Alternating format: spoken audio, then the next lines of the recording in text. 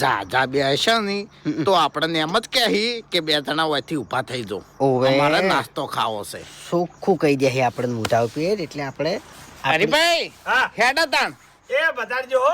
એ હા કાલ આવજો બે હવા.